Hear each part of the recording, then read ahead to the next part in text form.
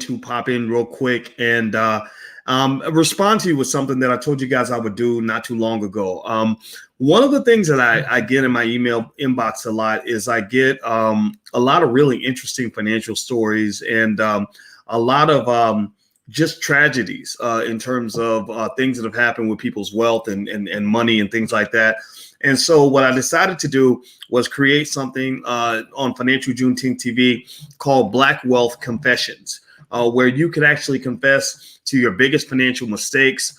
You can also tell me about a situation maybe that you're in that's really causing you a lot of stress. And the most interesting stories, I'll just go ahead and respond to them right there on the channel.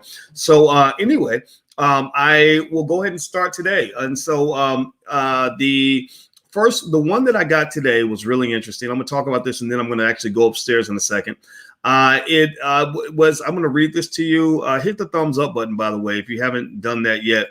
It says, "Hey, Dr. Boyce, I am 34 years old with 2 children from a previous marriage. I went to college at the age of 18 thinking that I would graduate. My campus wasn't cheap, so I borrowed what I needed in order to get by. During my time in college, I found myself leaving after my junior year after getting pregnant with my first child. Despite thinking that I would be able to come back to school, I never did. Now I'm a 34-year-old divorcee with 2 children and nearly $200,000 in debt. What should I do?" All right. So here's what I wanted to I want to start that with. That's not a common thing. There's a lot of people, I taught on college campuses for a long time. And one of the things I noticed that was always a consistent factor in so many people's lives is debt. Student loan debt is one of the biggest wealth killers that there is. It's one of the biggest economic rope-a-dopes in existence. It is the reason that a lot of educated Black people are going to die in debt, and a lot of the reason that Black wealth is actually going to drop to zero by the year 2053. They give you this roadmap, which is a false roadmap that says, go to college, borrow whatever you need, and everything's going to work itself out because some amazing white man is going to come along and give you a job where you can pay back all that debt. Well, that doesn't work for a lot of Black families. Black college graduates are actually contributing to the wealth decline in a very significant way because half of all Black college graduates never even repay the debt. They can't even get halfway through it. They default on the debt a few years after they graduate from college. In fact, Black women, as educated as Black women are, they have the most education, but they have an interesting debt dynamic where they said that 10 years after graduation, the average Black female, if I'm not mistaken, her debt actually goes up. Your debt's supposed to go down. It's supposed to go down because you're making payments and all that. Her debt goes up. And these are the graduates. That's the crazy part, is that these are the people who actually graduated. These are the successful ones, right? So if the successful ones are dying in debt and can't pay the debt back, then what do you think happens to the people who do, half of college, right? Give me a yes or no. How many of you know somebody who went to college like for a couple of years and dropped out? There are probably more people in this room. Raise your hand in the chat. Say yes in the chat if you know somebody who went to college and didn't finish, if that was your story or whatever the case may be. I have found in my years teaching on college campuses that story is more common than the story of, I went to college and graduated. When Black college freshmen start college, half of them aren't going to finish, but most of them are going to have some sort of debt because the first thing they offer you when you walk through the door is student loan debt. They won't give you a business loan. They won't give you money to go start a business, but they'll definitely loan you money so you can go give that money right back to white people to go to their universities. That's what it is. It's a racial thing because they won't give you that money so you can go build your community. They'll give you money so you can go build their community and borrow to pay an extraordinary amount of money in order to do that. So it's sort of like this. It's imagine. Here's how funny the game is. Now, some of y'all think I'm radical because I'm saying things that you probably never heard before, but I'm used to that, and I know what I'm talking about. My PhD's in this stuff. So imagine if I was selling this coffee mug. This is a beautiful Chicago Bulls coffee mug, and let's say that somehow I convinced you that you have to have this mug, that this is really important for you to have in order for you to be successful in life or whatever, or, to be accepted in society. And I say this mug costs $50,000. And you say, but I got to have the mug. I got to get my Chicago Bulls coffee mug. And I say, okay, well, you got to buy it. You got to buy it exclusively from me. And it's $50,000. And you say, well, I don't have $50,000. And I say, oh, that's okay. Don't worry.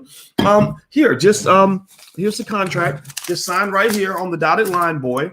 And when you sign, then you can borrow the $50,000 and I will give you the mug. So you sign over, you sign for, where you owe me 50 grand and I give you the mug, and then you spend the rest of your life paying me back for the coffee mug.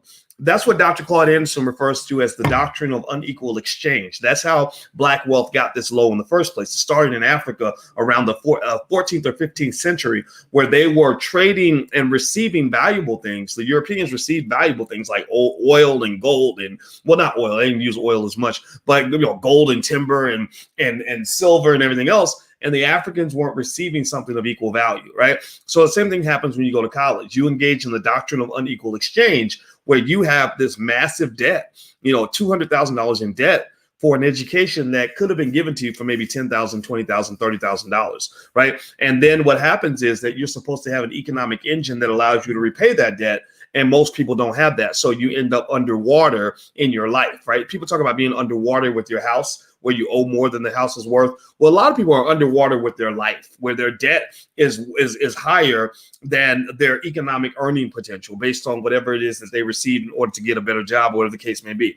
So that's the first thought that I had for this sister. And I'm not downing her on any level. The Black Wealth Confessions, by the way, are not meant to in any way make you feel bad about your choices. I actually ask people to go there and make your confession and be honest, because I want other people to learn from that experience. So if you want to submit your confession, you can actually go to blackwealthconfessions.com and you can submit a confession, and I'll answer it on financialjuneteenth.tv.com. That's where I'll post the video. And so there's the URL right there on the screen, blackwealthconfessions.com. So feel free to go there and just sign up, and you'll be on the list for free stuff from the Black Business School so we can help you. But you submit your confession, and I can't grab them all, but if you make it succinct and make it clear, then I'll cover as many as I can. The other piece of this story, so the sister says she's 34 years old, 2 kids, no college degree, $200,000 in debt. So you're stuck in a really difficult situation in that your debt's here, your earning potential is here, right? That right there is tough. And then also you're talking about divorce, and which is a major wealth killer, and also dealing with child support courts. The lowest net worth in America is that of a single Black mother. I don't know if you know this. The median net worth of a single Black mother is $5. For white women, it might be 40,000 or something like that. For Black women, it's $5. Single Black mothers. Now, the men are in an equally bad position, the men who make the children, because they're trying to pay child support, right? So if you have a guy that has a lot of kids with a lot of women in a lot of places, then he's also in a bad position too, because he's trying to spread himself thin, and a lot of guys can't, keep up with that. So family planning is extremely important. If you get married, stay married. Marriage is a great way to build wealth. But marriage is like a business. You have to learn how to run that business. You can't just hope that it's going to last forever because she's got a big butt and a smile, or because he's like the most handsome guy you ever met. No, marriage is something that requires like a skill set. Like you want to actually get a therapist or something to help you, or a coach. I mean, Alicia and I have a marriage coach, by the way. We have this. I'll tell on myself. You need somebody that's going to help you make sure you keep that sucker together, because you're going to be better together. And when you go apart, then suddenly you get all these financial problems that come with that. So when I hear the sister's story, I'm seeing the dynamic with the children. Children ain't cheap. I got 3 of them in the house. They all eat, and they're all very expensive. The divorce is a wealth killer, and especially when you might have sacrificed some of your career earning potential to be with a man, right? It sounded to me like I read more of the story. It sounded like he was the one making most of the money. Also, not finishing the degree is a problem, because your earning potential isn't that high, and the degree you're still gonna have to pay that debt back. And then also the tools are not there to earn the money that you need to earn, right? So that's where little things like picking up a new skill, learning how to start a business, getting a side hustle is extremely important. So my advice to her is, look, if you got $200,000 in debt, the student loan people, that debt's never going to go away, right? They passed a law a while back saying you can never declare bankruptcy and get rid of your student loan debt.